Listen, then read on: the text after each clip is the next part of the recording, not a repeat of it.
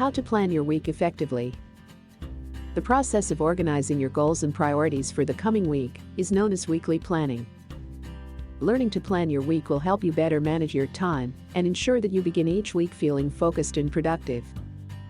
When you go through a week without planning, anxiety and stress are unavoidable.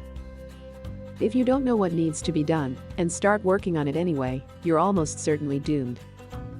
It is recommended that you plan your week to avoid unnecessary stress and unwanted tensions hanging over your head. Planning your week ahead of time saves time, increases productivity, and allows you to accomplish more. Moreover, weekly planning helps you focus and pay attention by removing distractions and overwhelm. In this video, we'll give you 7 tips on how to effectively plan your week so you can develop a better weekly schedule. 1. Plan your week every Sunday. Create a schedule for the upcoming week every Sunday evening to help you plan your week effectively. Spend 10 to 15 minutes planning your week in a quiet, relaxing environment. You'll feel more focused and productive on Monday mornings if you plan your week on Sunday, and you'll have more time to focus on your most important tasks. Sunday planning helps you get out of the present and clarify the results you want to achieve by the end of the week without the stress of catching up. Taking the time to plan your week ahead of time will save you hours of wasted time.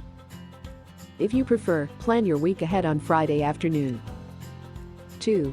Be aware of your objectives. It's bad enough not to plan for your week, but planning without prioritizing is even worse. You have everything on your plate because you don't have any priorities, leaving you with no time to work toward your objectives. The whole point of planning is to make sure you aren't always worried with other people's priorities. The best way to plan your week is to set aside time for the things that are most important to you in your life and business. Attempt to determine the top 3 objectives in your professional or personal life, and then habits, activities, and projects that affect these objectives.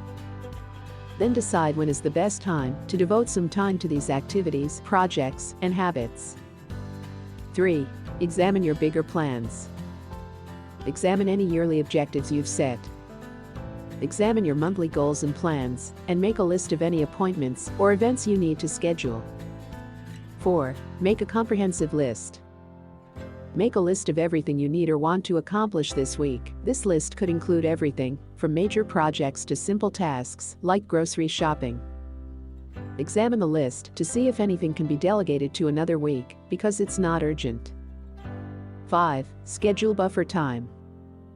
As previously stated, having too much of anything is bad. There is no doubt that planning for the future relieves stress because you are aware of what needs to be done and have considered all options. Similarly, if you overplan, every minute will feel like it is working against you, and you will most likely fall behind schedule. Taking into account the buffer times is the best way to plan your week and avoid falling victim to this beginner planning trap. For this reason, always add 15 minutes to an event that lasts more than an hour and involves other people. Moreover, consider how much time you'll need for daily activities such as breakfast, showering and commuting, as there's nothing worse than rushing in the mornings, and always set aside time, at least an hour, to complete tasks. 6. Examine your progress each week. Taking the time to review your week is the most effective way to plan your week effectively. A weekly review allows you to reflect on the previous one, plan for the coming week, and ensure that your to-do list is in line with your objectives. Reviewing your week is also an opportunity to recognize your accomplishments, assess your progress, and identify any roadblocks. A weekly review can help you figure out how you spend your time.